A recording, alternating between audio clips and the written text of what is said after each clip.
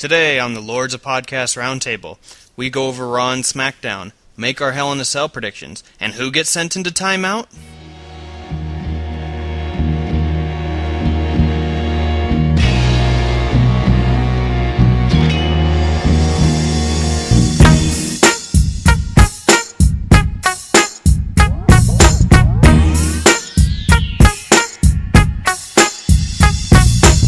Welcome to the Lords of Podcast Roundtable. Here's your host, Aaron Hustle Hayden. Ladies, gentlemen, children, babies, welcome to the Lords of Podcast Roundtable. My name is Hustle. Why am I talking so slowly? I really don't know. Along with me this week, we have Kyle. Say hello, Kyle. How's it going, everybody? I said say hello, Kyle. Hello, Kyle. Thank you. We have D. Say hello, D. Hello, D. Thank you. And last but not least, we have Jeff. Say hello, Jeff. Hello, Jeff. It's good to have people that can pay attention to directions. Yeah, Really Kyle. is. Sorry. Come on, Kunta. You should be. Anyway, this week, the main portion, which we'll get to later, will be Hell in a Cell predictions. It's what I've been talking about in my columns, so that's kind of what everybody's expecting.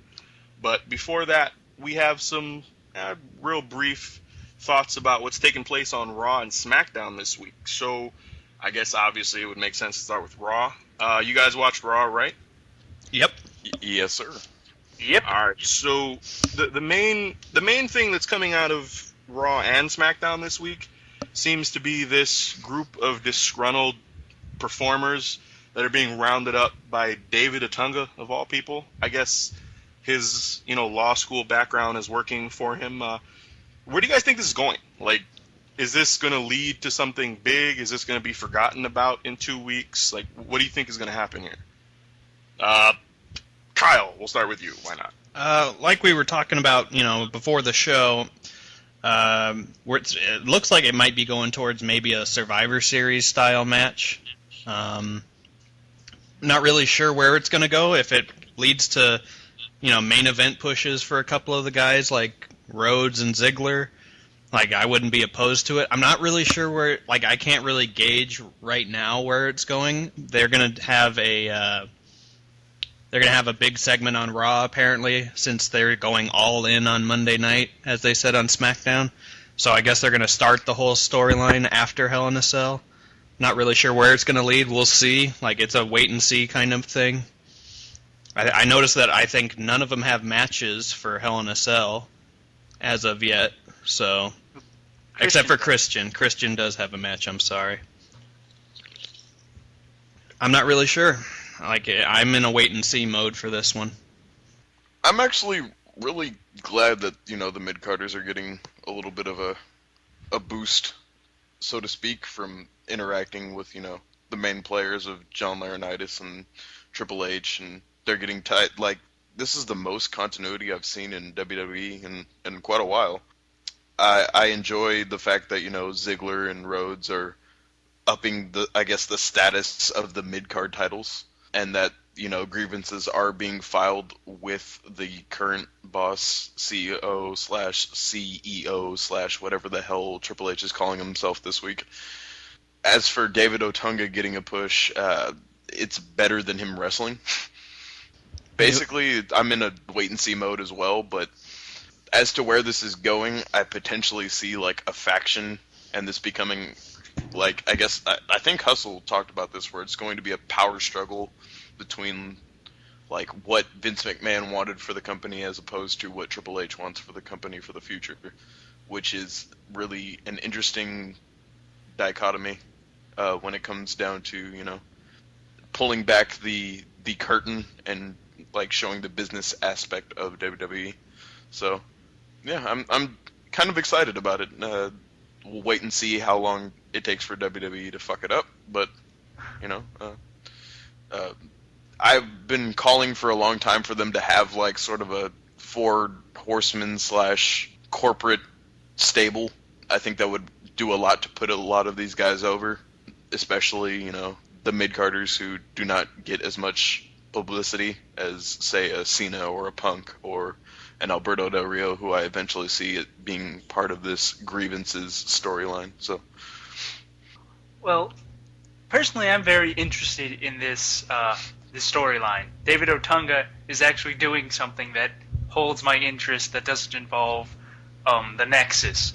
And he seems really natural in this role of, discussing the court cases and, bringing these people together. And it worked for him better than trying to be the second head of the Nexus. So to see him doing something that is, intriguing is interesting in itself.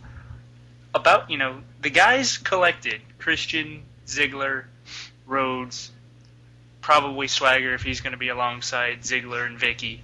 It's a nice stable of wrestlers, all of whom were decent on the mic, very good in the ring, decent on the mic. It's a nice, collection. And just like Kyle and Dee said, I'm kind of in a wait-and-see mode with this because, it's just I don't know what they're going to do outside of,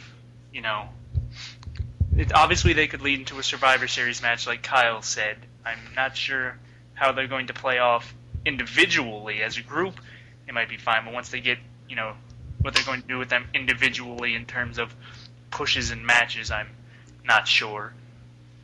But I also think it's interesting that the WWE is taking a more, like a backstage, view in terms of angles. You had the CM Punk thing talking about how he was being held down at the beginning of his career and how no one believed in him and how he was basically anti-management. And now you have this, which could potentially be a power struggle with management. I think it's just a continuation of this, a view backstage, a view of what goes on, the politics, the political side of all of this in professional wrestling. I think it's unique, it's interesting, it's intriguing. I'm definitely looking forward to see where this goes, but I couldn't tell you what I think will actually happen. Basically, along the point of, like politics and things like that, I would much rather see politics used in a storyline than actually having politics used. Obviously, does anybody really care about politics and people holding people back? Having them turn that into a storyline, there is plenty of potential there, but you guys have all used the term wait and see. That seems to be the best thing to do right now because WWE doesn't exactly have the best track record when it comes to building great storylines, or when they have a lot of potential in front of them, what they do with that potential.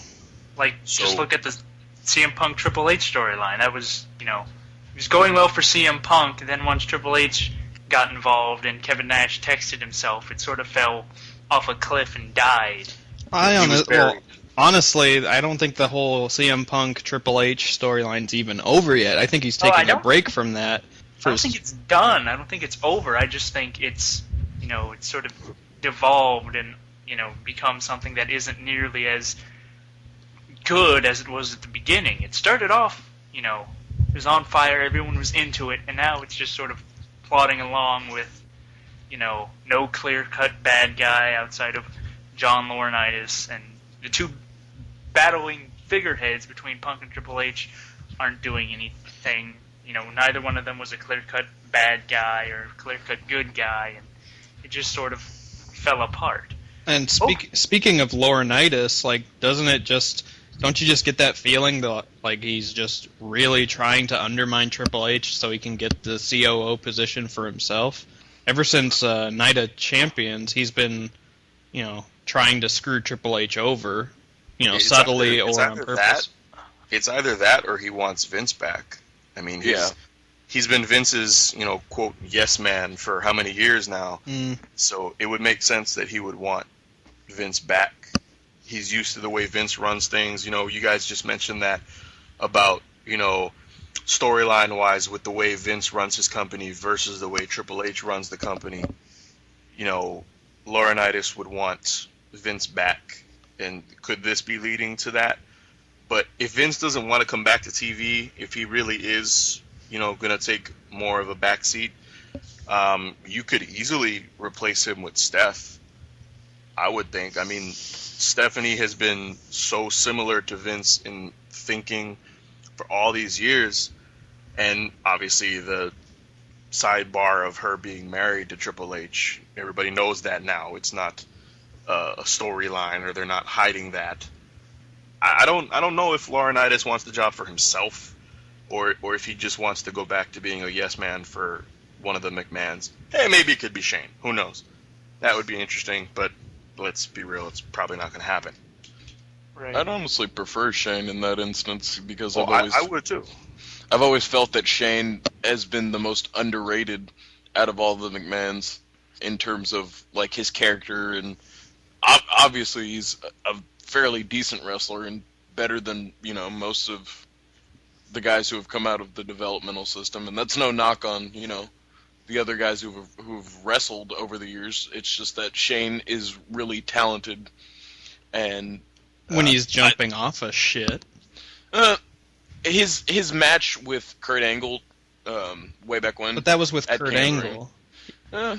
Well, That was some that was could also- argue that Kurt Angle can't necessarily carry everybody to a great match. How about his because match with Kane then? Like Shane's thing with Kane. that was a good match too. Here's in my my opinion. here's my argument to that whole thing about, he had a good match, but it was Kurt Angle. If you guys remember Shane's match with Test, the lover or leaver match, or whatever they called it, Mm-hmm. Yeah, that was easily the best match of Test's career.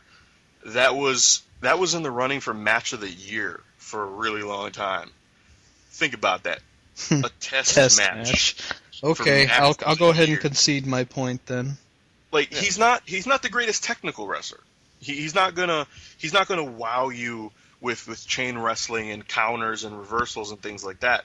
But he can bump his ass off. He's not afraid to take bumps and to go out there and get his ass kicked. In a way, it's kind of like his father. Vince isn't gonna wow you with his wrestling either. But in every single match Vince has been a part of, he has gotten his ass kicked. And he sells it well, and he's over enough that the crowd is going to get into it. And Shane can do that. But Shane's problem that a lot of people have with him is that he gets too much offense in. Like, that's Vince's thing. Vince, when he wrestles, he gets his ass kicked, but he needs all the help in the world to get offense in. Like, he needs outside interference, people to come in and help him attack somebody. Then he can lay the punches and the kicks in. But Shane, even against Kurt Angle or Kane or anybody, Shane goes on offense. I mean, yeah, he's still a relatively young person. He's in good shape, blah, blah, blah. But he's not a wrestler. People you've seen that everywhere just recently with the CM Punk and Triple H thing. Triple H won, yeah, but he's not a wrestler. He shouldn't be beating a real wrestler anymore. Well, if they feel that way about Triple H, how do you think they're going to feel if Shane McMahon comes in? Obviously, Triple H has a Hall of Fame career. He's a first ballot Hall of Famer, but he's wrestled 2 matches in 2 years now, almost 19, 20 something months, and that's not Right. including like the dark matches or also his match with Shawn Michaels. I want to say the Christmas episode where they go and support the troops. Yeah. So, Yeah. like, if people are feeling that way about him, that he's not a wrestler anymore, he shouldn't be getting major offense on CM Punk, let alone pinning him, because that just buries CM Punk. That goes back to, like I said, with Shane. Like, that's always people's problem with Shane, is he was Super Shane before anybody knew who John Cena was. Mm-hmm. He would take such an ass whooping and keep coming back, and he'd keep fighting, and he'd go on offense, and he'd do things that he really shouldn't be doing in the ring. And that was people's problem. And I'm kind of rambling. Don't even remember why we're even talking about this at this point, but we are, so we'll keep moving forward. And honestly, this is all speculation. I mean, Shane McMahon's definitely not coming back. He's enjoying, a career, making his own name in the field of mixed martial arts as a promoter. So, it probably isn't going to happen, but it's part of the charm of being part of the IWC is the speculation factor. So, Right. Any final thoughts on this Otunga disgruntled wrestler thing?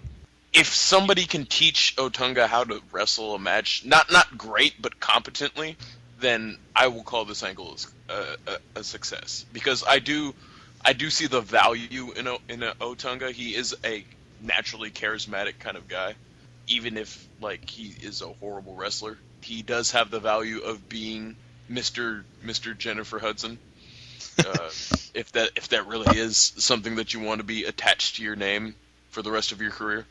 But he does have that, mainstream publicity going for him. So if he does improve from this angle, then I'm all for it.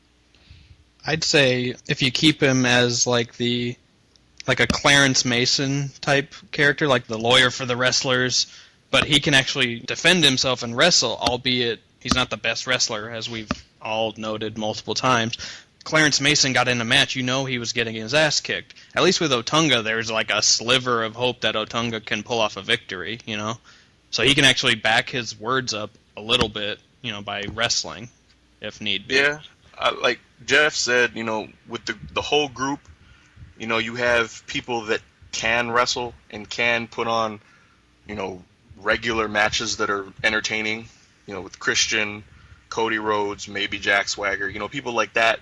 If you put Otunga in matches with them, tag matches or multi-man matches, that can hide a lot of his negative qualities. Like, they couldn't do that with McGillicuddy, because McGillicuddy wasn't that good either. If Otunga, if Otunga's teaming up with, say, Christian, Christian can learn a lot. Christian can handle most of the work. Otunga can learn, and Otunga can step in and do some power moves, and then that'll be it. And nobody will have any complaints, because what they'll remember is that the match actually worked out pretty well.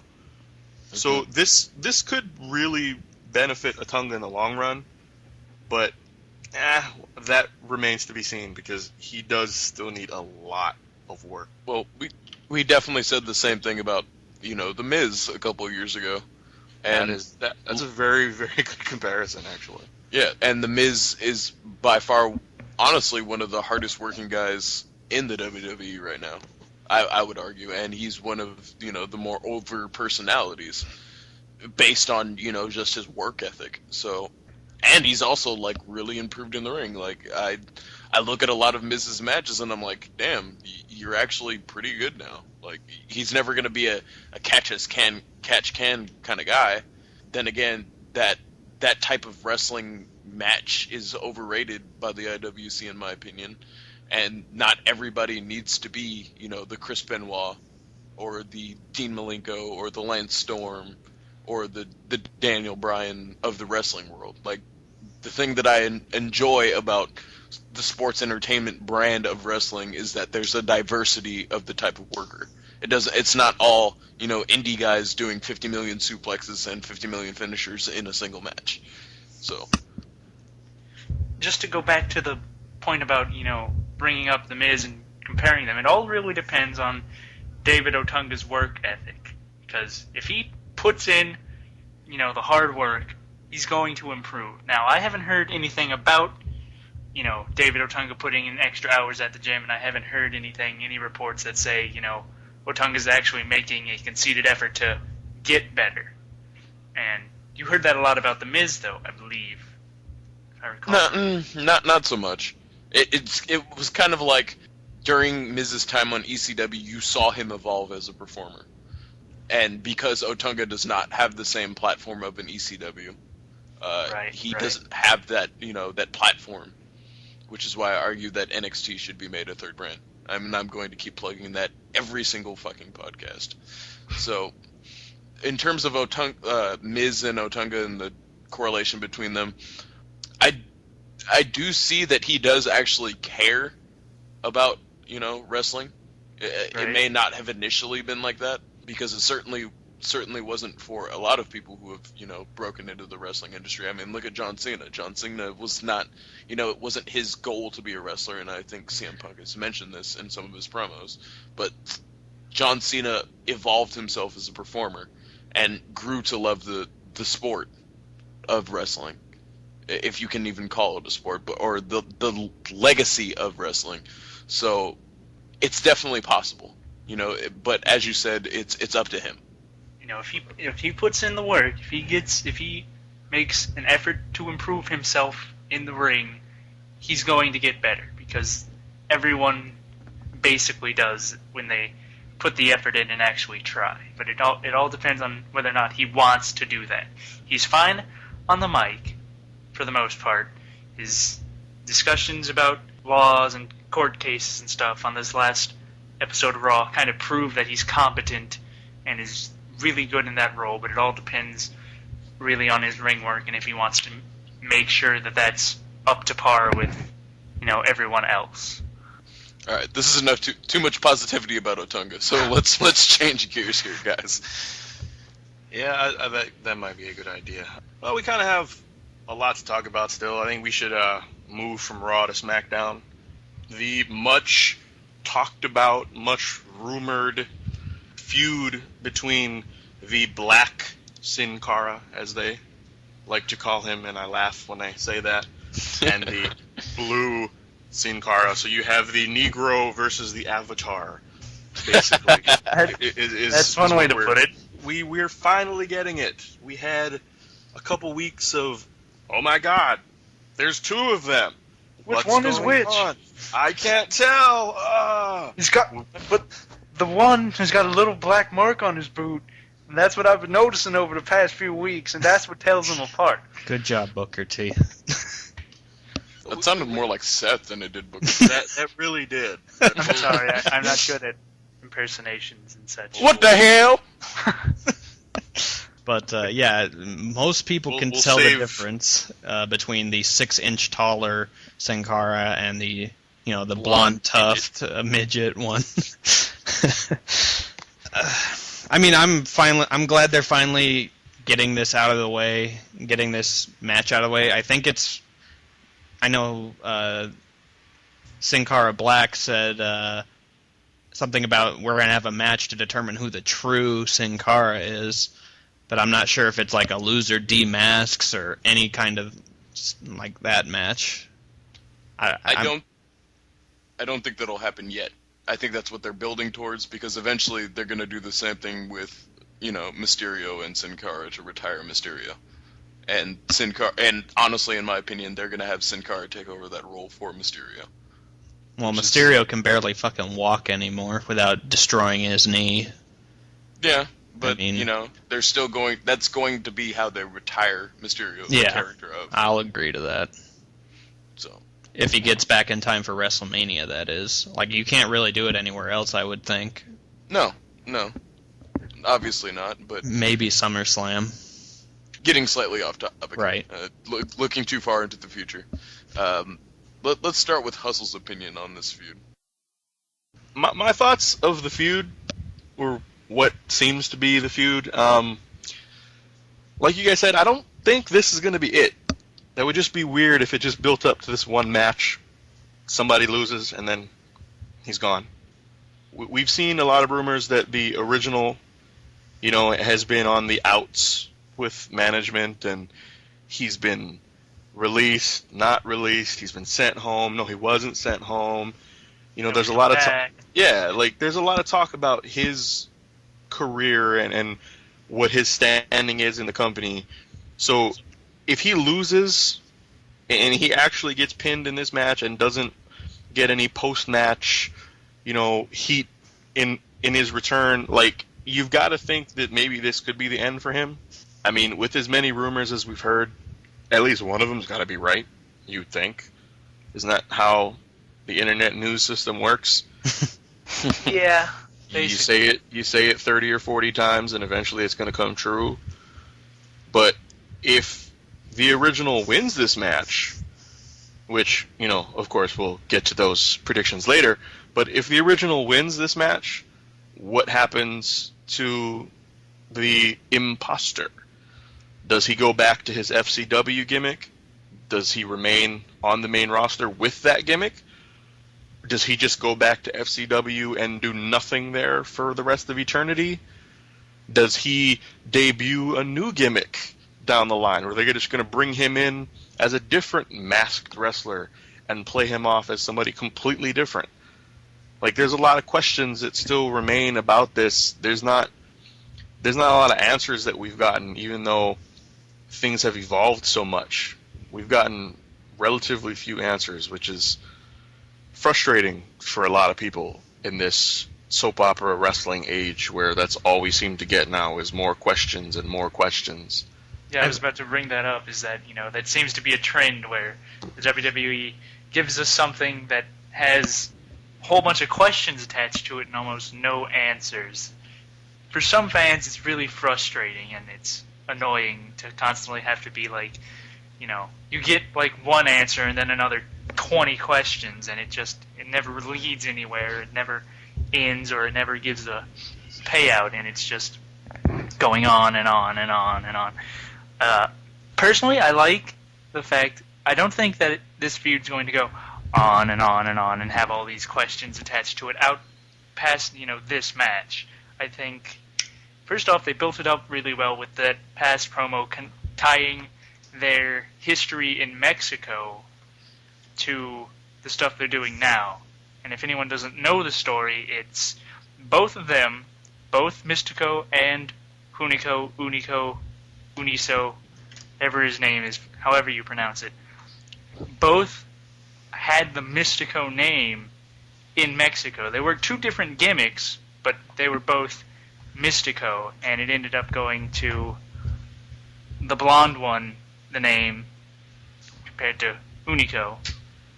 And, now they're tying it back into this one, where they're saying, well, you took my name, original Sin Cara, in Mexico, and now I'm coming here to do the same thing to you now. I think that's a nice sign of continuity, and it's just really something unique and cool for the WWE to do, since most of the time they sort of shit on, whatever has happened in other feds and basically pretend it never happened, it doesn't exist.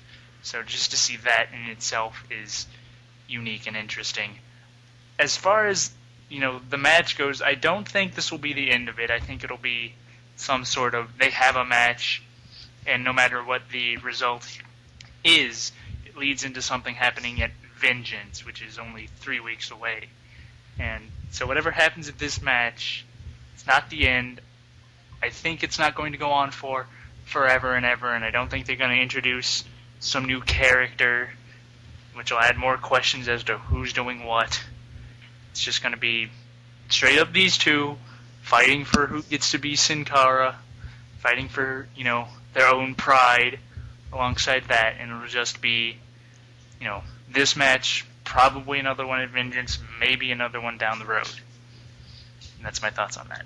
Well, I kind of, I can understand the frustration, but I have a different reason for it. My reason is, for the most part, it's been the announcers talking about Sin Cara and not Sin Cara talking for himself, or Hunico didn't even speak until this past Friday on SmackDown at all.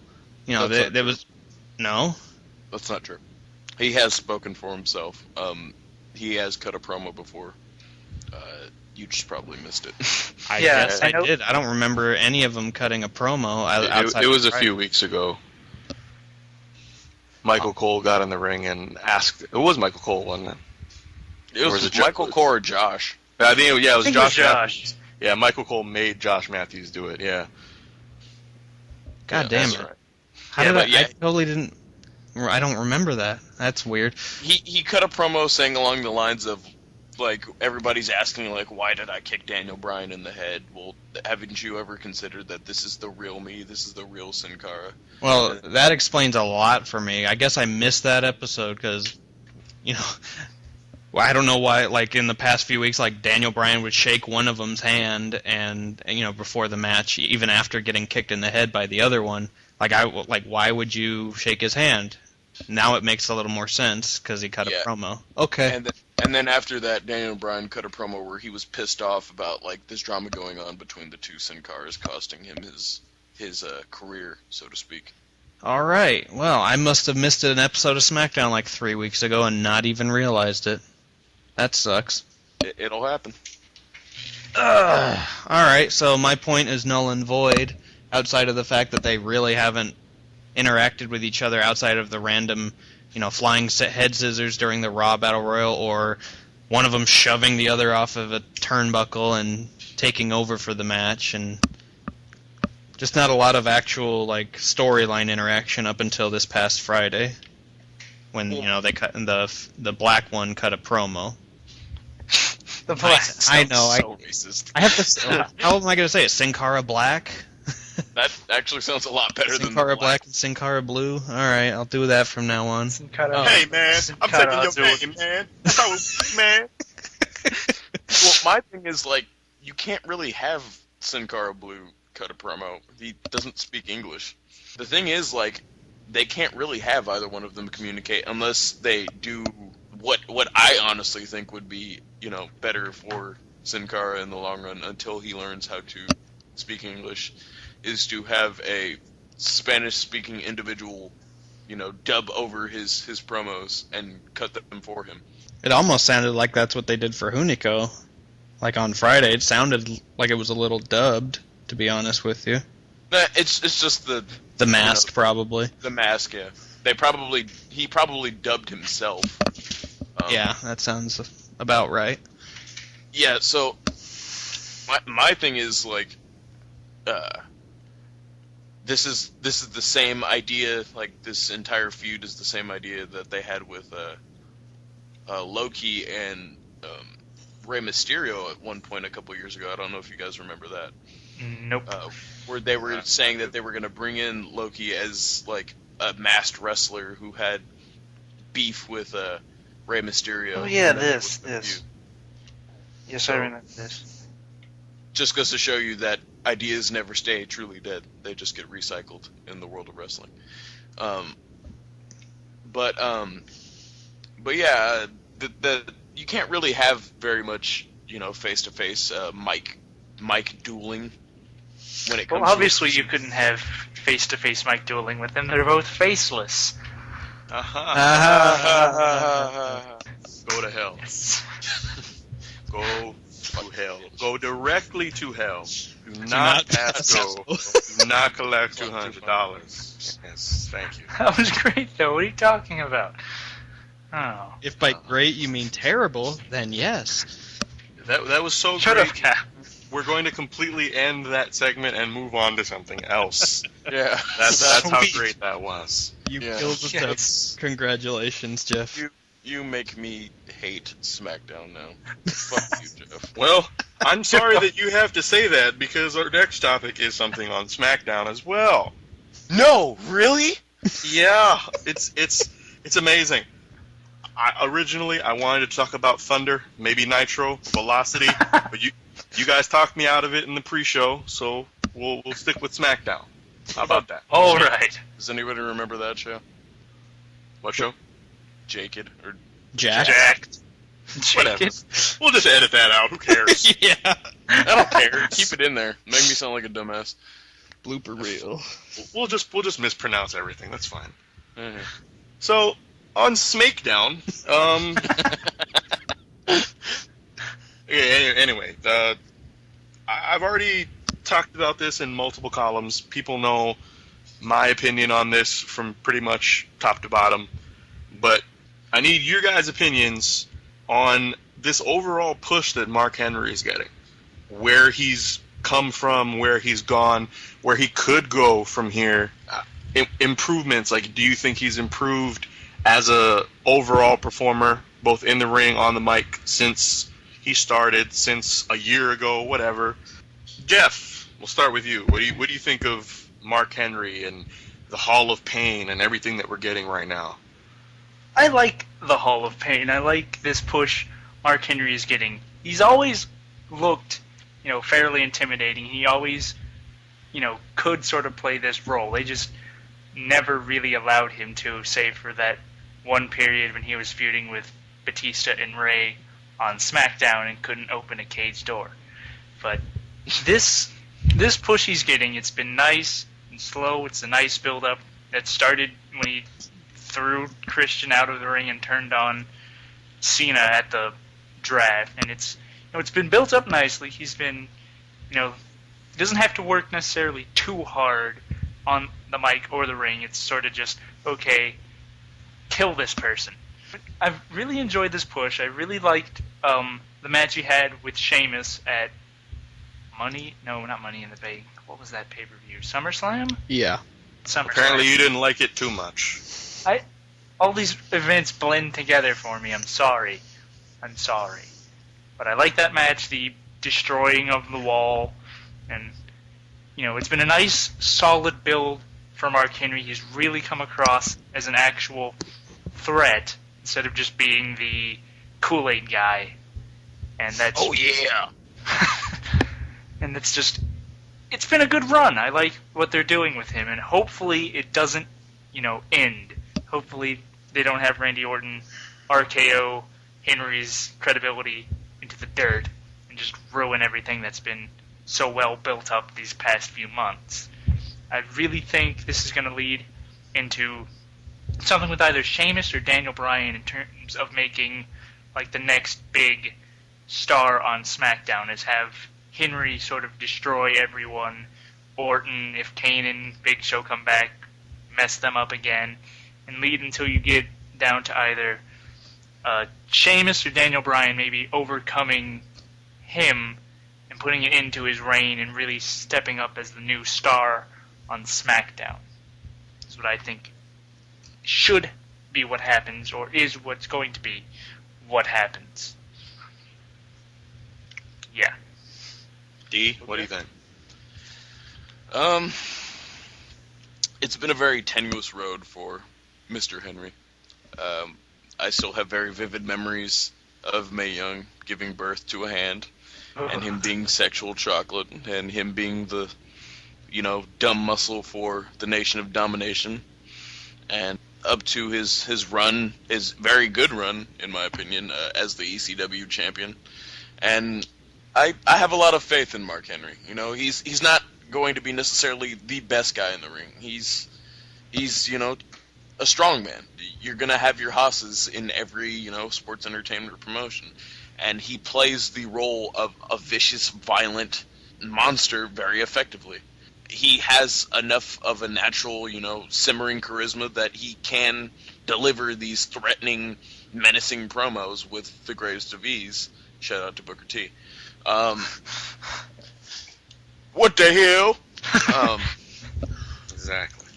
So, I'm very, very happy that there is a new, not necessarily a new person, but a new main event player, and that it's been given to somebody who has been with the company for so long and who has delivered some memorable moments, some that shouldn't be as memorable, basically because they were horrible, but memorable for the wrong reasons. Yeah.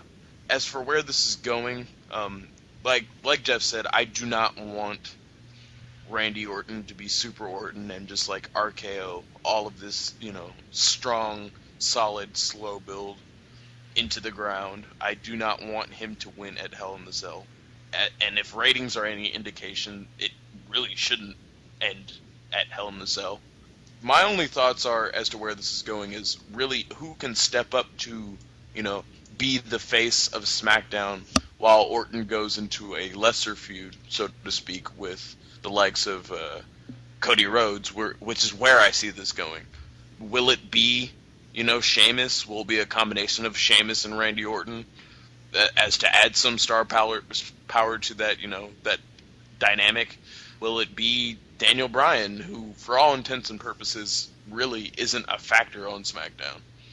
He's kind of been de-pushed in terms of his position as the number 2 babyface on that roster, and is now probably the number 4 babyface on that roster, if we're being realistic. And furthermore, can there be a person who steps up and takes that spot from Randy Orton? Because I do not believe that Randy Orton is a good face. I believe he's a better heel. Who exactly does, move up to stop Mark Henry is my thing. This push has been the best thing for Mark Henry's career, clearly. he's slowly but surely he is better in the ring than he was back when he was even ECW champion. I think, like Hustle said in one of his columns, he used to stand around in spots and sort of not know where to go next. Now it's like very little wasted motion. He goes from spot to spot without exposing the business, or everything looks great. His promos have improved. Like, he's just this, if you say if you talk to me, crossways, I will get up and kill you kind of monster heel that honestly I've sort of been waiting for. We haven't had like a true like monster heel that just goes through everybody like paper and just destroys them. And like, he's taken out other big men like Kane, the Big Show, and now the Great Khali, even though Khali's credibility has pretty much been buried ever since he became the buried after since he became the kiss cam guy. I mean, but like, he's still a giant 7'4", 400 pound. At least that's what he's billed as. And even as the kiss cam guy, he was still over. It's when he got paired up with Jinder Mahal that any credibility he had just diminished completely. Yeah, Jinder but Mahal it's like, sucks. Thank you, stunning. You're welcome. Miz is awesome. Miz is awesome. Shout out to Sean Jensen. But, this is clearly, like, I honestly think he's the best heel on the entire WWE roster now. He's the best one they have right now. And where it's going to lead to is obviously someone like a Daniel Bryan or a freshly turned face Cody Rhodes, or, Really? making, like, he's going to make the new, like, face of SmackDown. Sort of in the role of a JBL who made Yeah, John Cena. something like that. He's going to have the belt for like 8-9 months. People will be clamoring, like they'll boo him in the way that he's supposed to, not like X-Pac heat where we hate you as champion, we want you gone. Like, JBL got great heat as WWE champion because he beat Eddie Guerrero, didn't lose the title for like 9 months up until WrestleMania, and then he made John Cena at WrestleMania. Like, that's what I think Mark Henry's going to be. He's going to be the big monster heel. Everybody wants the belt off him, and then someone is just going to be the new face to SmackDown. Like, Daniel Bryan, I honestly think Cody Rhodes at some point is going to turn face. I know it doesn't really look like it right now. Those are the two guys. Maybe Sheamus, even though Sheamus is he's already pretty over as it is. He's easily the second face on SmackDown. Going back to that point, who's your third face, D? Is it Justin Gabriel? Sin Cara. Oh, Sin Cara. Well, duh. Sin Cara actually gets really, really good pops, and he's over with people. Yeah. So. All right. That's pretty much my thoughts on it. Like, it's the best thing for Mark Henry's career, that has ever happened to him. He's the best heel on SmackDown. He's probably the best heel in the entire WWE right now. And he's gonna make somebody a star if they make it. If they build the match right, if they build it up right. If you just throw Daniel Bryan and Mark Henry together, even though Daniel Bryan's been on this losing streak, and he just continues to not matter, and then he cashes in at WrestleMania and wins, what does that do? It kills Mark Henry. It doesn't make you believe that Daniel Bryan's anything but a loser who got lucky. Like, they have to start building Daniel Bryan. Like, if they're going to do that, they have to start doing it now because we're 6 months away from WrestleMania. They got to get Daniel Bryan on TV and pay-per-view more if you're going to build him as the I'm going to cash in at WrestleMania guy. You have to start building him up if they're going to do that. And back to Hustle. Oh, hey, sorry, I was zoning out there. My Am I that boring? No, I wasn't expecting to talk about Mark Henry for that long, but hey, Mark at Henry's least the shit. At least we got some conversation in. That's good. By the way, before we move on to the main portion of this podcast, I want the three of you to know that Miami is beating Bethune-Cookman 38-14. Here we go. What a big turnaround by Miami. So it's looking good for the Hurricanes to beat Bethune-Cookman. And yes, that is a college, ladies and gentlemen. Bethune person. Throw that out there. Wildcats. Bethune-Cookman. Remember that name, ladies and gentlemen. Everyone needs to say Bethune-Cookman once. Bethune-Cookman? I refuse. I boycott. Well, once a black man refuses to do something, it's pretty much set that he's not going to do it. So we're gonna have to move on. That was weird. We're gonna have to move on. I think it's finally time to do what the main point of this podcast. We've been going on for God knows how long, but we're finally here. Hell in a Cell is approximately 26 hours away as of this very moment.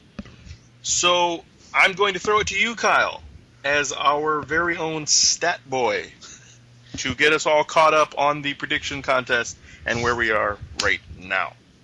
All right, Huss. Well, I'm going to start with the results of our Night of Champions contest. It went all right. Nobody really did outstanding. Nobody had a perfect.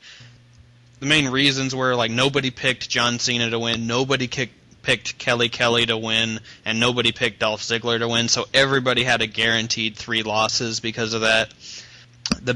We had 2 winners, if you could call them that, with Jeff and AJ or Azrael on LOP forums with a 4-3 records for both of them, and then we had a 4-way tie for third with Hustle, myself, Romeo from LOP main page, and Vor from the LOP forums at 3 and 4. Ouch. And then we had a 3-way tie for 7th with D, Sean Jensen, and Seth Omega with a 2 and 5 record. That is a horrible group to be a part of. My goodness. All right, and now moving on, as you can see on my slide here, I have the standings that as they are right now. Son of Shaki leads everybody with a 12 and 4 overall record. Shut up. Right behind him, is AJ with an 11 God! with an 11. He said he record. was gonna make this joke. You know what? You made this joke. Fuck him. I'm sorry, but if I didn't, Hustle or D probably would have. After that, there's a tie for third with myself and Hustle at 10 and 6. D is in 5th with an 8 and 8 record. I'm the Raiders. And then we have Romeo and VOR with a 3 and 4 record. Obviously, they use their bye weeks for the first TNA pay-per-view, so they only have a 3 and 4 record. After that, you have Seth Omega with a 6 and 10 record in 8th. That sounds like the Titans. And then bringing up the rear right now is Sean Jensen. Sean Jensen with a 2 and 5 overall record. So that's that. Now let's move on to our Hell in a Cell pay-per-view predictions. I think we're going to start with Sin Cara Blue versus Sin Cara Black. Let's start with Jeff. All right. So, this is Jesus Christ. I'm going to have to go with Sin Cara Negro to win this match. I think this is going to set up, as I mentioned earlier, a match at vengeance between the two. And I just don't think it's good here if the face loses, if Mystico ends up winning this match, and it sort of just puts it dead in the water, in my opinion. I really think Hunico or Sin Cara Black, whatever you want to call him, needs to win this match just for storyline's sake, so that they can lead into another match at Vengeance and have maybe the face win there, have Mystico win there, Sin Cara Blue, what the fuck ever. So I'm gonna go with Hunico here. D? I guess I should just copy Jeff's friggin' predictions so I could actually win some shit. Yeah, I'm probably gonna go with Sin Cara Black. Like Jeff was referencing, if Sin Cara Blue wins this, since he is the original, nobody's going to buy Sin Cara Black as a credible threat, and he needs to be put over here. I'm going to go with him. Keep this short and simple. Nice and sweet. We already talked enough about the two Sin Caras. All right, Hustle. Yeah, I don't think I have much else to add. You basically just have to look at the scenario of both guys winning the match. If Blue wins the match, what does that do for the feud? Versus if Black wins, what does that do for the feud? And, like you guys said, there really isn't much to go forward with if Blue just wins their first match and then that's it. So, I'm going to have to go with Black to win. But even though I'm not one of, quote-unquote, those guys, I am going to say that I do hope for both of these guys' sake they tone the botches down a little bit. That would be nice. Maybe at most one per person in this match. And any more than that, and you're really risking their Getting careers shit moving. canned. Yeah. I mean, what are you going to do at that point if neither one of them can perform a match without messing something up, even if it's just a minor slip-up? Oh, ask Shelton Benjamin. Yeah, well, see, there you go. But, yeah, I got to go with Black to win this. All right. Always bet on Black. Yeah, I really have nothing to add. I'm thinking that Sin Cara Black wins here. Moving on to the other guys that aren't on the show today, VOR also went with Hunico or Sin Cara Black. And then we had a little bit of a shift where AJ, Seth, and Sean Jensen all picked Sin Cara Blue to win. Of course they did. That says it all. That says it all. But it's a surprise that AJ went with Mystico. But But not Seth. It's not surprised that not Seth. surprising that Seth and Sean are Inept at picking this. if that's what you want to call it, sure. I'm not going to do that, but you can go right ahead. I damn sure will. They're inept at picking fucking wins. All right. We're going to look really fucking dumb if he wins the match. Yeah? Yeah. Throw that out there now. You three are. I'm not going to say that they're stupid, but you all did, so. You have before. Don't sugarcoat the shit just because you're on air now. I'll try. Moving on, we have Beth Phoenix versus Kelly Kelly for the Divas title for the third month in a row. Or I'm sorry, third pay-per-view in a row, I should say. We'll start with D.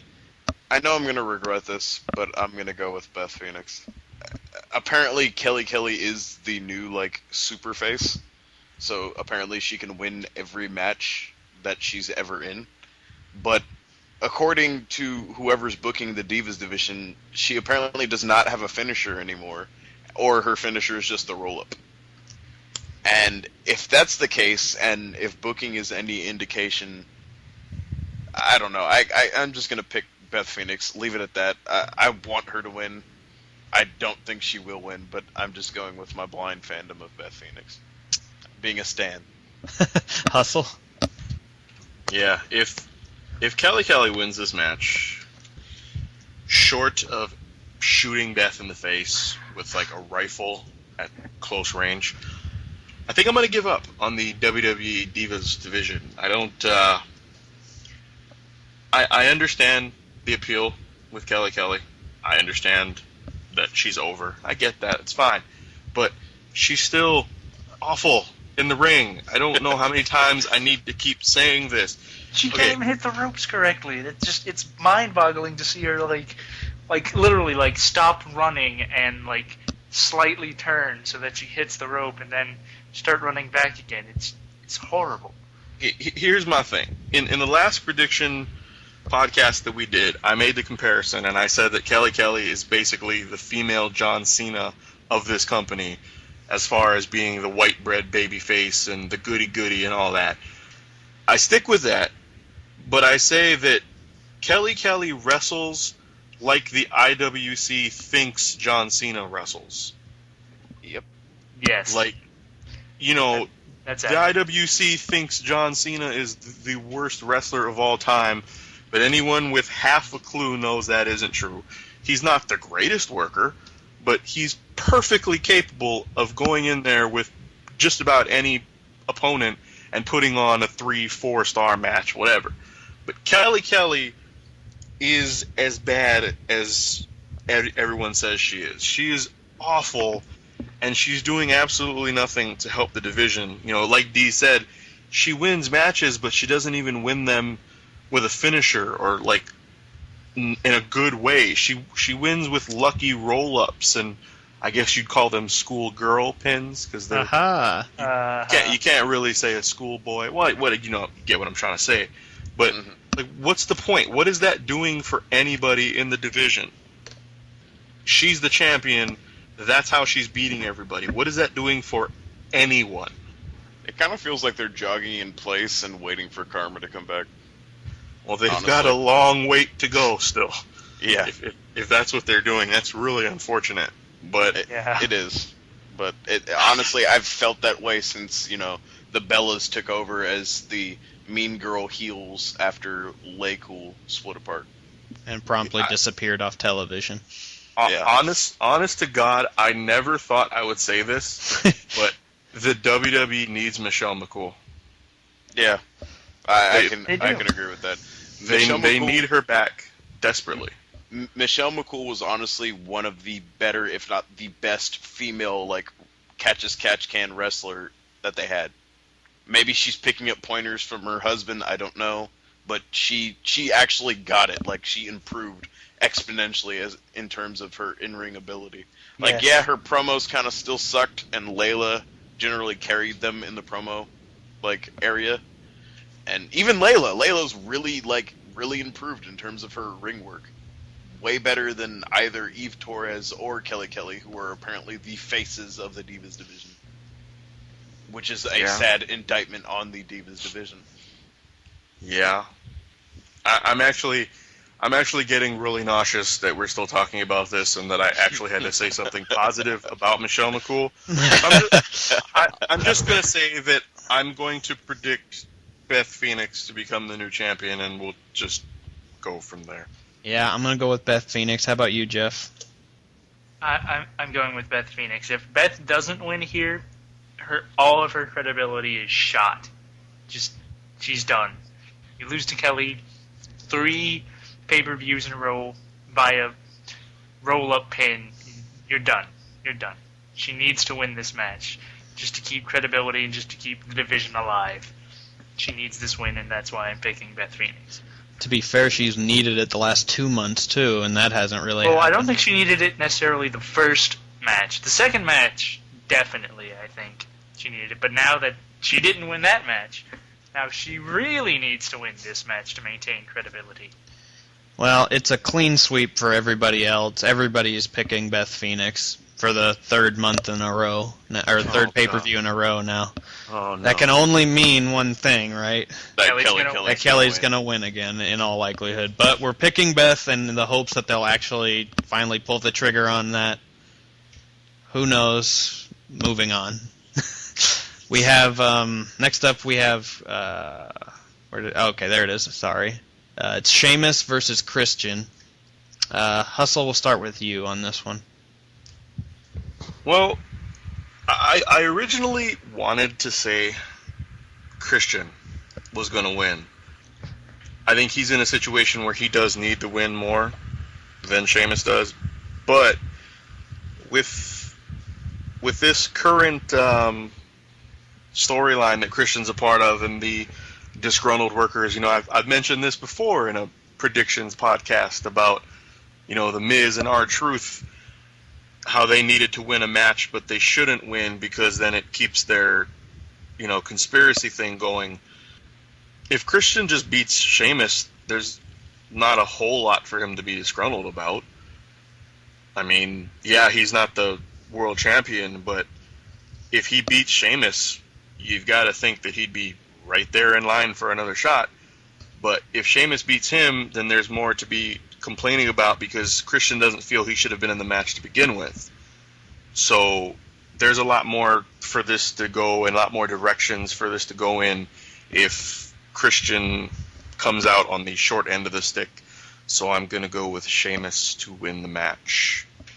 Yeah, I'm going to go ahead and agree with Hustle here. Sheamus is going to win in my opinion, just because based on what I think is going to happen in the world title match later on, I think that Sheamus probably will be the next in line unless we have a surprise return of like a Kane or a Big Show or, just I just think Sheamus is next in line for a world title shot.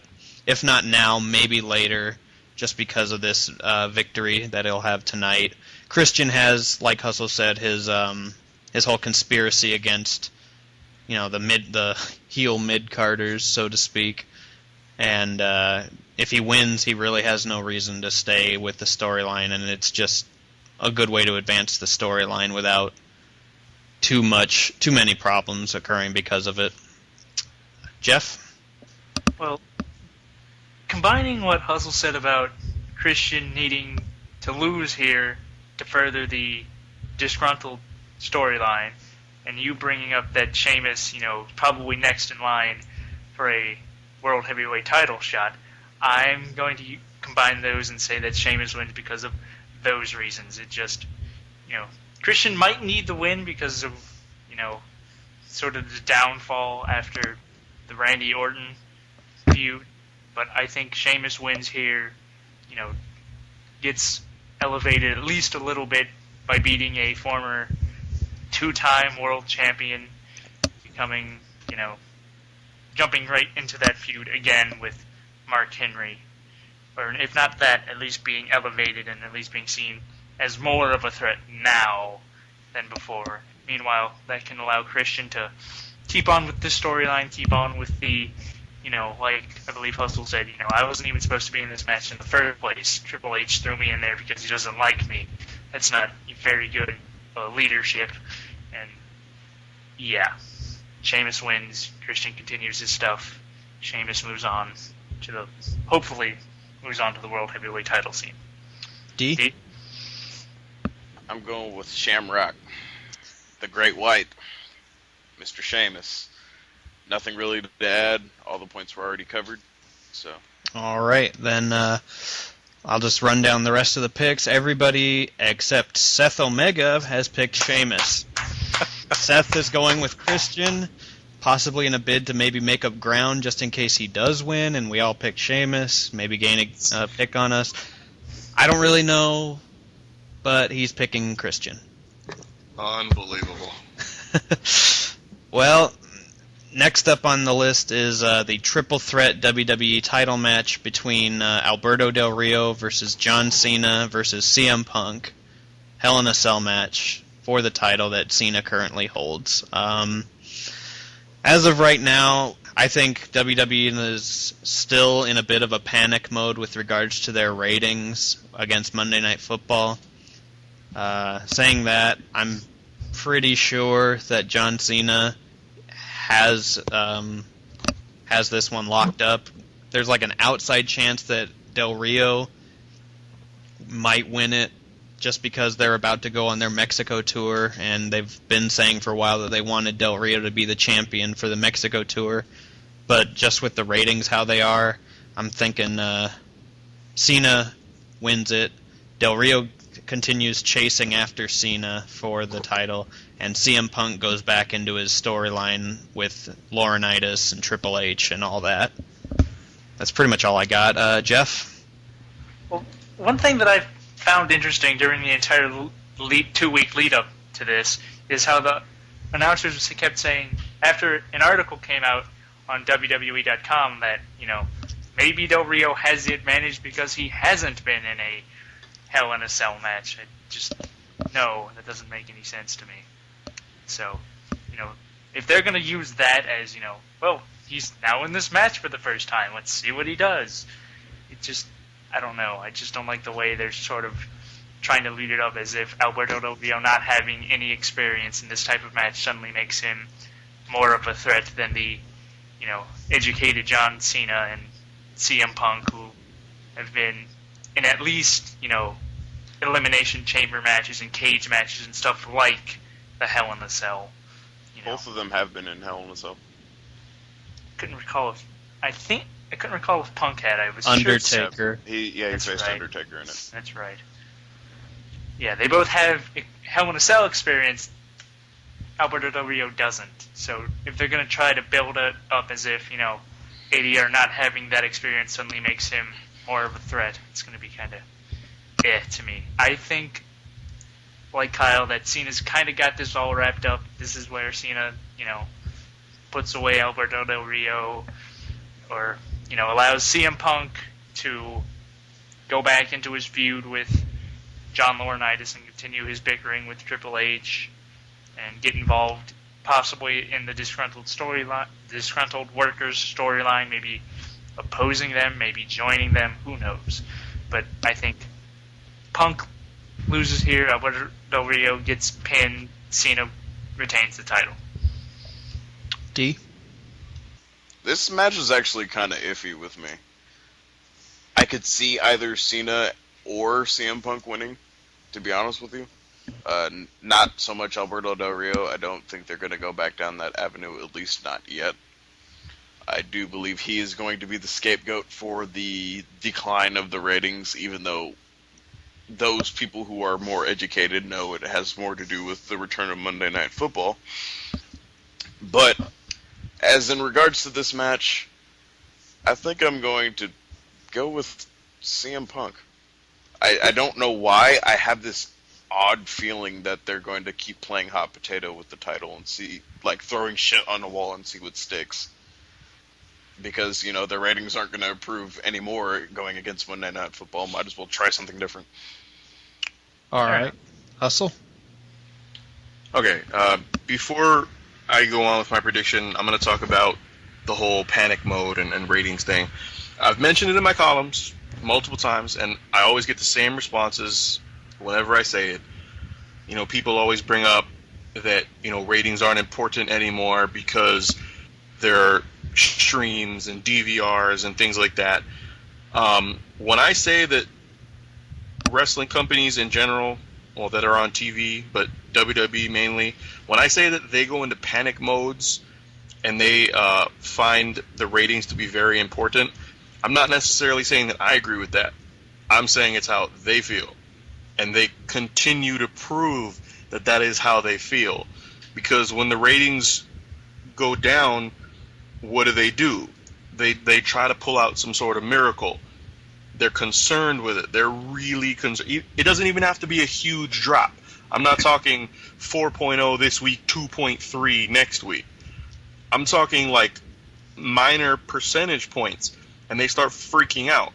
They'll change champions. They'll go in a different direction booking. They'll see about bringing The Rock in or Steve Austin in. They'll do anything they can to get that 0.2 back. Like, it's that old school mentality. They can't let go of it. D said it's about Monday Night Football. That's why the ratings are going down now. That is why the ratings are going down now. You'd be a fool to say it's anything else. But the WWE and their infinite ego has to feel that they can put up a better showing in the ratings against football. They're not gonna be foolish enough to think they can beat football, but when the ratings keep going down, they're gonna want to keep trying new things. And when ADR was the champion, the ratings went down, and they almost immediately flipped it back to Cena, and the ratings went back up. Does that mean Cena is a huge draw and that they should keep the title on him again until the ratings reach 6.0 again and the wrestling world will be on fire one more time?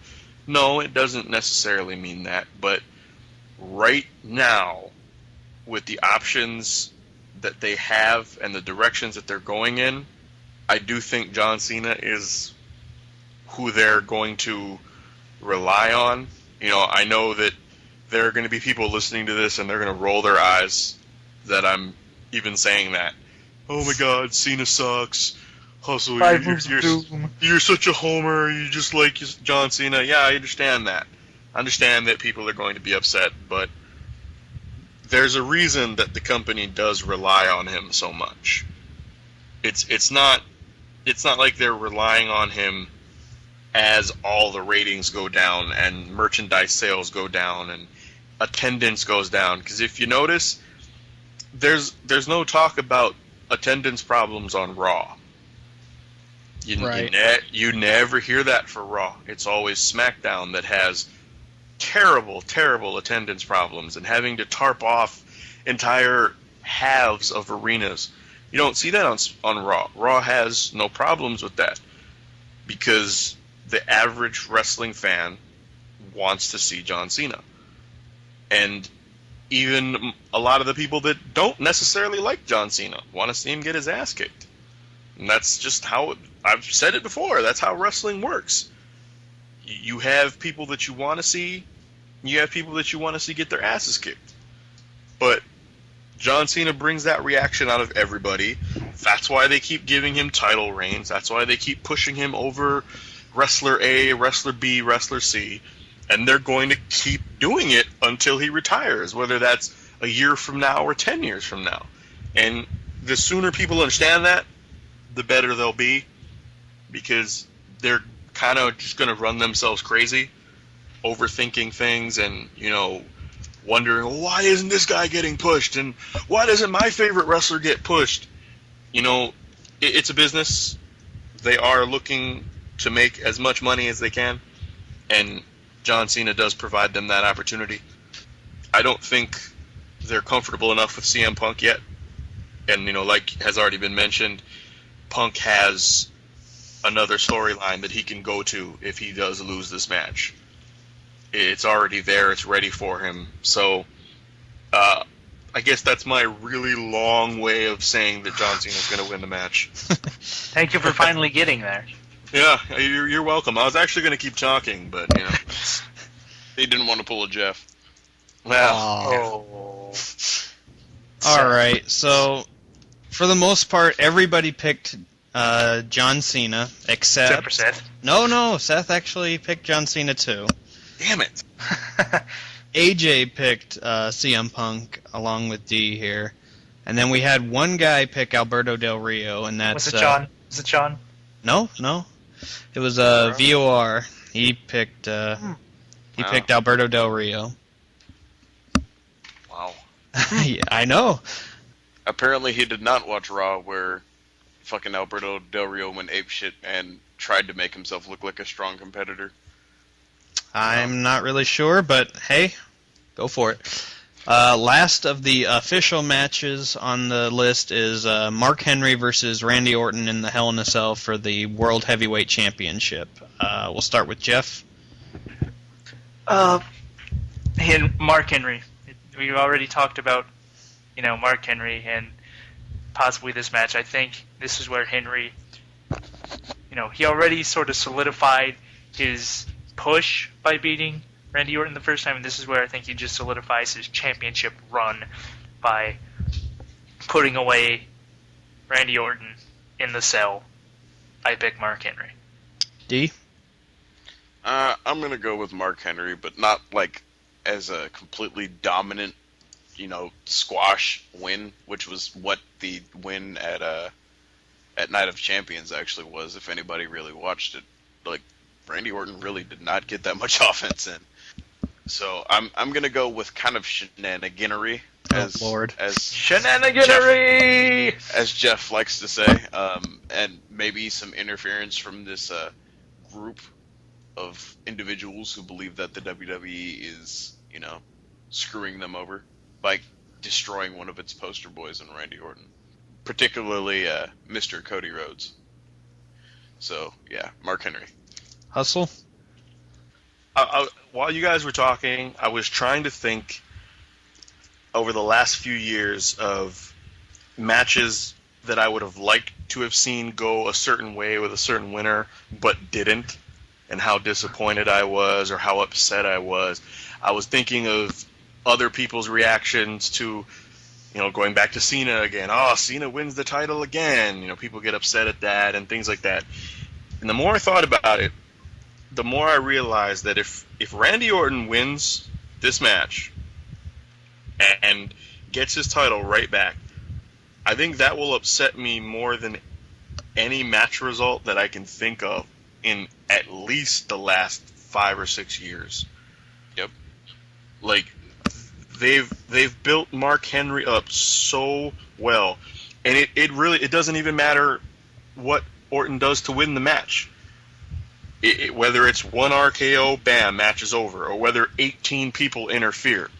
If Mark Henry doesn't walk out of this match as the champion, someone needs to lose their job. Like, plain and simple. Like, somebody on that creative team, whoever came up with that idea, even if it's Triple H or Vince McMahon, somebody needs to get fired, because Randy Orton is not building anything up on that show.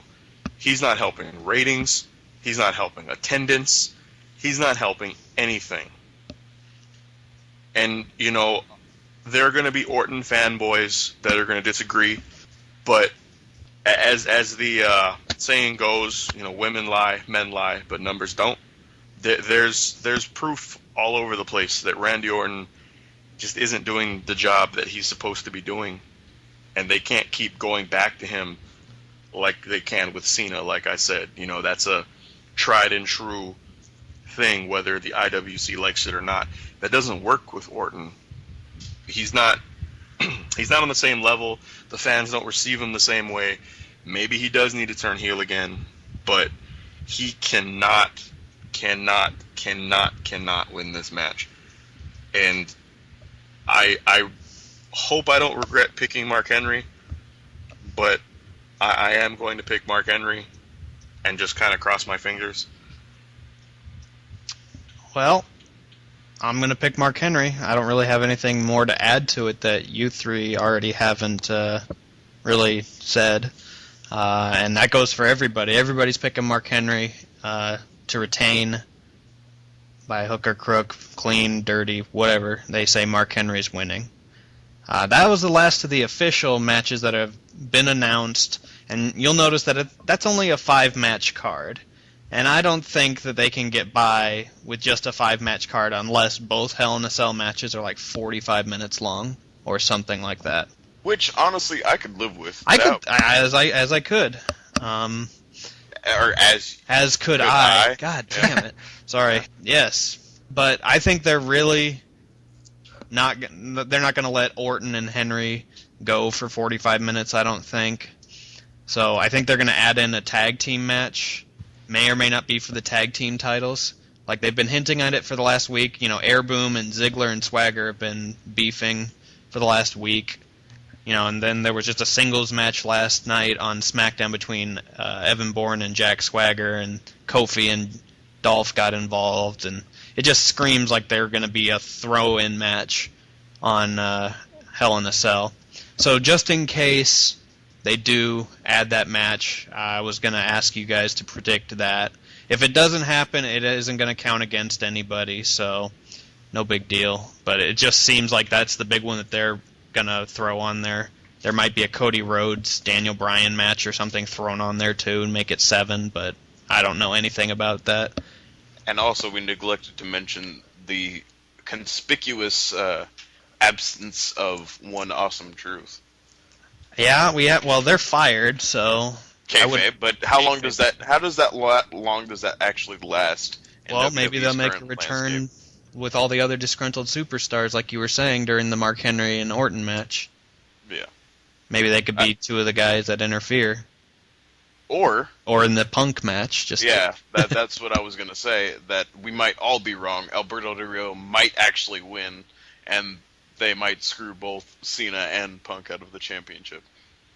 And leading into Vengeance and Survivor Series, it might not be the worst of ideas, but I don't know. I don't think Del Rio... He's got, I think CM Punk has, 0 chance of winning that match. And I think it's Cena with, a 90% chance, and then Del Rio with, a 10%. He might get that kind of win. Well, then can I change my answer to Cena? Shit. Well, you can if you want. I'll go with Cena. Cena? Okay. You guys made a convincing enough argument for me to see the light. So back to Air Boom versus Ziggler Swagger, if that happens.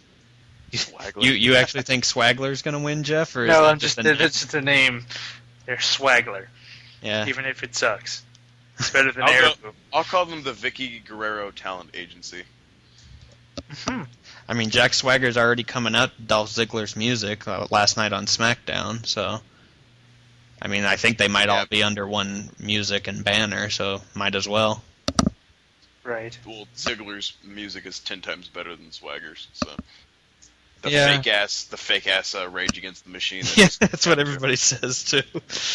So, anybody's thoughts on Airboom versus Swagler, Zig Swag, whatever the hell you want to call them? Zig Swag. The only thing that pisses me off about it is it detracts from the importance that they were giving the United States Championship, and they're falling into the same pattern that they did with The Miz, where they see the value in Ziggler and how like good he is, because he really is good. He's good in the ring. He's good on the mic. Like he's really improved since "Hi, my name is Dolph Ziggler," which was the most annoying shit on the planet. Well, let's not forget Nikki. Yeah. Holy shit. Honestly, I really wished that they would have let the title drop to Ryder, because I do believe that there are enough like mid-card heels on there for, you know, them to actually have more, you know, interaction with Ryder, and because he's over, you know, you'd still have the US Championship looking important. And also, like, you'd be adding to the tag team division with a tandem of Ziggler and Swagger. The thing about that is it's just sort of another thrown-together tag team. Well, if you think about it, some of the best tag teams within the last decade have been thrown together. Yeah, there aren't really, like, true tag teams outside of, like, the Usos anymore. Like, you're not going to have the two brothers or the two guys who wear the exact same ring gear, like, on their debut, you know, like Yeah, the Hart Foundation did. So I'd prefer for there to be more thrown together tag teams, because they know how to book those better. I mean, you look at Austin Truth. As long as they're not like main event, like John Cena and then random guy that he's facing next month winning the tag titles again, I'll go ahead and say make more tag teams, the better. For now, like, give people something to do. Like, give Wade Barrett a fucking tag team. He hasn't been on TV practically since SummerSlam. Yeah, team his ass up with William Regal. I mean, shit, that'd be entertaining as hell. I mean, give these guys nothing to do, a tag team. Just give them something to do for a few months until you get a real single storyline for them. Exactly. Yeah. These tag teams are, you know, a lot of people complain about, they just threw together another tag team. But it gives them something to do. It's better than... And they're on television. Exactly. So stop your bitching. It's better than letting them sit on the sidelines for 3-4 weeks in a row before getting put in a throwaway match. Better to just take them, put them together. You, face A, face B, alright, tag team. Heel A, heel B, tag team. And now you're getting on television. And now you're fighting for the tag titles. And now you're doing something constructive that, you know, is actually going to get you in the spotlight. You know, I'm really tired of all this, you know, we don't like thrown together tag teams because they're not real tag teams. Just shut the fuck up. I'm sorry. But yeah. As for my... Has anybody even made a prediction? I don't think we have. I don't think we're we have. still talking. I'll go Alright. ahead and make my prediction for this match if it happens. I'm going with... I still think that Air Boom is being built up as, you know, sort of the new tag team champions, the, you know, almost the figureheads of the, you know, tag The new team division. division. Yeah. So I think they're going to win. It's going to be a good match if it does happen. You know, we've seen Kofi and Dolph wrestle what seems like 1,000 times for Billion times. and you know, But we were know you that ever bored during the match? Is no, that that's what I'm trying no. to say. Is we know what they can do, even though we've seen it several times. We know that what they do is put on good matches with one another, and And we've also seen Bourne swagger 50 million times.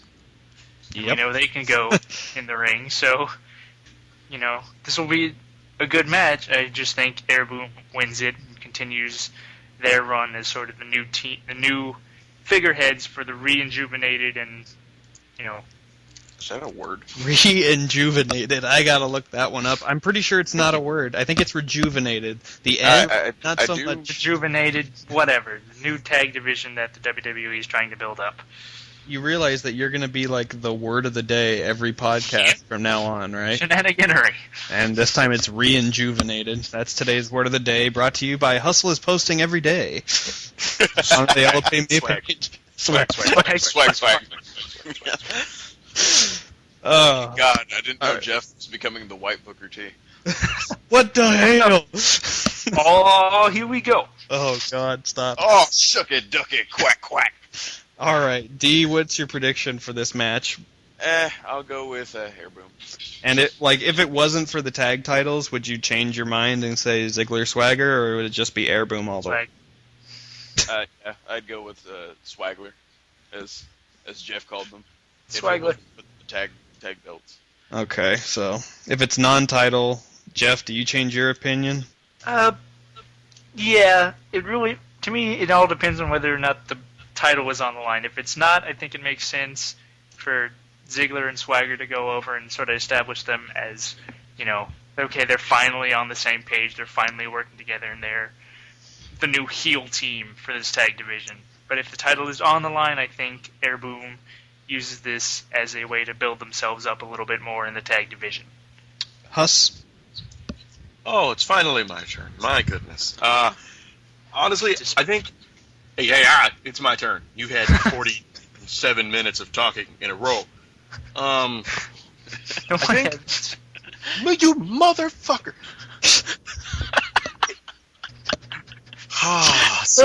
Some people...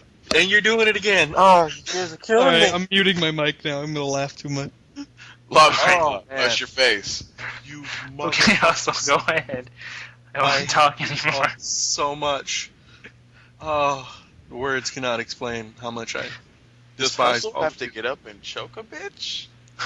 I might. I'd like to at this point. But you're all the way in Hawaii, and I'm in Florida, so never mind. Go and talk. you're still talking, no matter where you are. So I'm still waiting for my turn to discuss a match that might not even happen. Oh wow! Are you Go done? ahead. Oh, you're still not done. Still talking. Okay. Anything else you'd like to say, Jeff? No. Before I go on. No. Shut the fuck up. I'm good. Are you sure, Jeff? Yes. Stop Yes. goading him into talking, you asshole. All right. Anyway, I'd like to know what Jeff has to say. Maybe that might sway my opinion. Honestly, you son of a bitch! I hate you so much. Why do you do this to me? Oh, Jeff God. over here crying in tears. This is really happening, isn't it? Oh, God. I've already said that Christian can't win his match because of this coalition of disgruntled workers. So really, would it make sense for our truth? Yeah, he's involved. Fuck, I don't even know what's going on anymore. Jeff, would you like to tell me what's going on now so I can be caught up? Okay. Just to humor you, we're predicting that a Air Wait. Boom. Hold on. Tradicting? I said predicting. What the fuck is tradicting? I didn't say predicting. You did! No, I didn't. You son of a bitch, you did. No, I didn't. Lies. Anyway, predicting that an Air Boom, the team of Kofi Kingston and Evan Bourne, will be teaming up to face Jack Swagger and Dolph Ziggler. Hustle. Oh, so our truth is not involved in this. Our truth is not at all involved in this. Okay. Well, I guess I'm going to have to keep it going because if Zigzwag wins the tag titles, that kind of doesn't really give them a whole lot to complain about, especially because Ziggler would be a multi-title holder. So I guess I'm going to have to say, if it's okay with you, Jeff. It is. Oh, thank you for the permission again and interrupting me for the 50th time. Thank you. I think I'm going to have to go with Air Boom to win this match. You may speak now. Go ahead. I don't have anything to say. I'm shocked. Surprisingly. I'm really. All right, really Huss, shocked. I do have something to say. Would your opinion change if it was a non-title match? Like, if it was a non-title, would you say that Zigzwag has any chance, or would you still go with Air Boom regardless?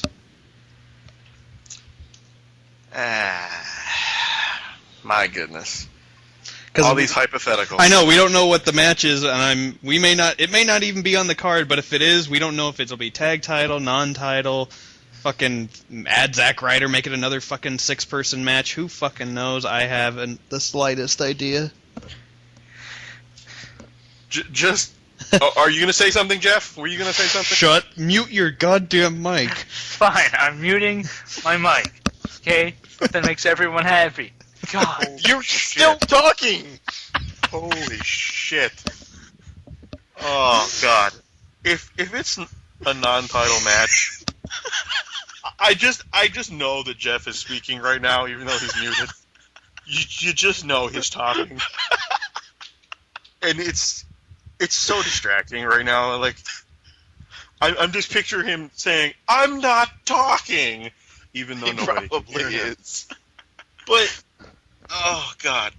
Just for the sake of getting them another match, let's say if it's a non-title, then the challengers will win the match, and then lose the title match on Raw or whatever. But, yeah.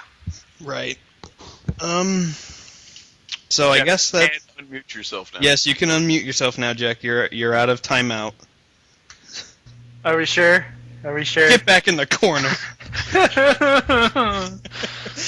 All right. Get all your damn food, boy. Yeah, pretty much everybody's saying like Air Boom wins, and if it's a non-title, then like Ziggler and Swagger are gonna win it, with the exception of Sean Jensen, who said Ziggler and Swagger are winning. Period. And Seth Omega, who didn't answer that one at all, so I'm not sure. Wonderful. All Way right. to go. So that's just about everything, except we did have someone on the main page who's part of this, in Romeo, who did not give us his picks because he's going to write it in his column that's airing today on the LOP main page, and I think Hustle has a message for him. Huss? Hey, Ro, as somebody who writes columns all the time, I do know what it's like to take a column and dedicate it to predictions and doing things like that. But as you can see, I'm here participating in the podcast and not posting a column with my predictions. The least you could have done, if you weren't going to join us from your third world country and you're probably 14.4K connection, because God knows there's no way you have really fast connection out there. The least you could have done was put down the dog and sent in your predictions. Get both hands on the keyboard, tap, tap, tap, tap, tap away. Let us Your name know. is Jeff. Exactly. Oh. Let us know who you think is going to win all the matches. But no, you want to dedicate an entire column because you think you're special now. Fine. We'll go with your predictions in your column. But don't let this happen again. Do Bitch. not let this happen again. Or I will send Jeff to interrupt the hell out of you wherever you happen to be in your life. That would just be awkward. Like, he's there, like, balls deep in a girl, and Jeff's just like, hey, I bet you I can do it better. I bet you I can do it better. I'm trying to do something here. No, I'm just talking to you. Oh, God. So, pay attention, Ro. This could be your future. Yeah, you have to Indeed. deal with lobster claw. Enjoyable as that may seem. What? What am I doing? Not a whole lot. Not a whole lot. Well, Yes.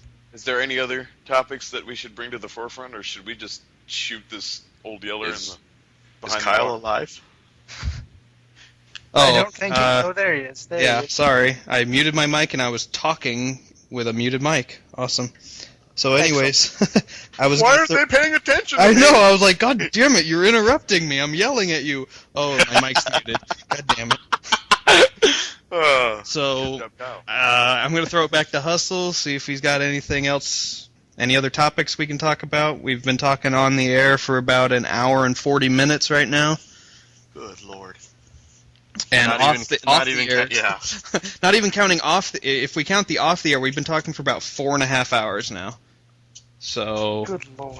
I'm pretty sure we all want to wrap this shit up. So I'm gonna throw it to Hustle so we can get the fuck out of here. Well, first of all, I don't think we have anything else to talk about unless you really do want to discuss Kurt Angle's anal lock. Oh God. I'm gonna go ahead and pass on that personally. We'll just direct people to your column to actually look at the video and make their own judgment call on that one. And try not to vomit. I know a lot of people that say they don't pay attention to my videos that I post. It doesn't matter what it is. They go to read the column, and once the column is done, that's it. But yeah, if you haven't seen the video that I posted for day 637, I believe, the Kurt Angle anal lock, and you'll see the screenshot of him where it looks like he's raping a woman. If you haven't seen that video, I highly suggest that you do so, but that you do it in the privacy of your own home. Don't watch it at work. Don't watch it in school. Don't watch it while grandma is, crocheting behind you. Find your own time and watch it because it's a little racy. It's got a little bit not safe for work. But watch that video, the 3 minutes or however long it is, and tell me that is not the strangest fucking thing you've ever seen in your life. And you'll never, ever be able to look at Kurt Angle the same way again. It honestly reminds me kind of his feud with Booker T when he was raping Charmel in the middle of the ring. So I'm honestly not that surprised in retrospect. That's a really unfortunate thing that you have to say about anyone in the history of ever. It's yeah, there's a video on YouTube of him raping a girl, but honestly, I'm not that surprised. That is kind of. Someone must have hacked his Twitter again. Man, that's really unfortunate. But like I said, if you haven't seen the video, go watch it. And even if you've seen it before, go watch it again. Maybe you'll discover something. Maybe you'll figure out the mysteries of life. You never know. I like how when you start getting all philosophical and shit, you sound like Shock G. Well, I guess it's better than sounding like Humpty Hump. It's totally over my head. I have no idea what you guys are talking about now. Of course you don't. It's Shock G, the one that put the satin on your panties. What? Come on. You don't know who Shock G is? Probably He's not. a hip-hop head. That's true. You don't know the Digital Underground, the Humpty Hump, No. Humpty Dance? No. It's your chance to do your. Do the Humpty Hump. I do the Humpty Hump. I've probably heard that song. Because I'm about to ruin the Oh my god! Style, It that's what sounds you- like it's fucking ridiculous. I look That funny. was your. I But think I'm it's- making money, see? Hey, yo, world, I hope you're ready for me. Now gather round. Okay, anyway. I've probably This was heard the amazing. song, but I have no fucking clue what you guys are talking about. Look it up on YouTube and then listen back to that clip. Oh no, I'm sure if you say Hustle sounds like him, I'm probably gonna believe you. Maybe. You'll enjoy the song too. It's hilarious. Also, one more thing. Miami won 45-14 over Bethune-Cookman. Exactly. Just thought I'd throw that out there because I know you guys are dying to know who won that game. Yeah, I'm more interested in the other upsets, like South Carolina losing to Auburn and who's the other? That's not Is more that really an important. upset? We can talk about that on a later date, so let's just close this goddamn show. Yeah, I think that'll be it for today. 4.5 hours is more than enough for a show. Fine. And we got. Fine. Hey, let's look at it this way. We got at least 3 hours worth of the blooper reel for today. Fine. Honestly, most of our show is blooper reel. Shut the fuck up! You're making us look bad. That's from a movie, isn't it? What? It's from a movie, isn't it? I don't watch movies, so I wouldn't really know. What's a movie? A moving picture? What's this? My goodness. Well, I guess if we don't have anything else to talk about, I guess it's time for us to say our goodbyes. MICKEY.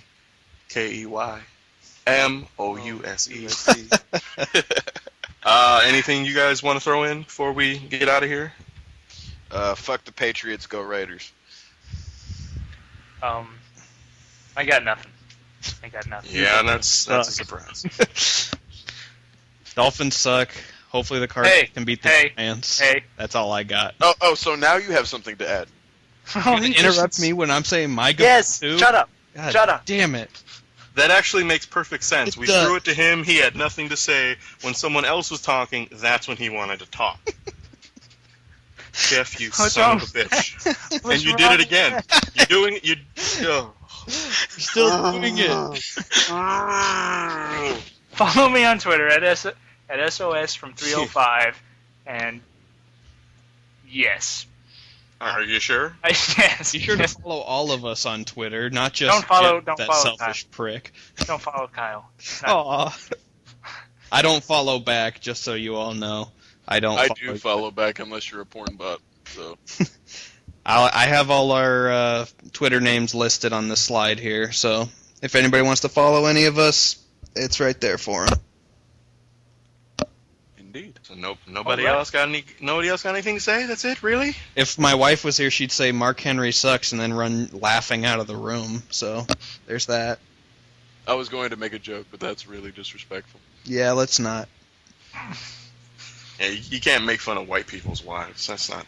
Yeah, Yeah. that's It's not cool. Totally. Like if it was Jeff's wife, I wouldn't really care. But Jeff's I not mean, married, so He's clear, so I mean, it doesn't even matter. yeah, Well, I feel the love. all right. Well, I guess if no one else has anything to say, that officially wraps up this complete train wreck of a podcast. Indeed it And is. I guess we'll be back Shoot. towards the end of the week. We're talking about maybe doing a Thursday podcast, so everybody can be on the lookout for that. I will keep everyone updated. But yeah, I guess all I have to say, wait for it. Wait for it. Holla. And we're done. what the hell? we'll see you guys on the next prediction show as well on, I think it's the 15th. That'll be the Bound for Glory prediction contest. That'll be fun. Goodbye, everybody. Deuces. Peace. Thank you for listening to the Lords of Podcast Roundtable Hell in a Cell prediction contest.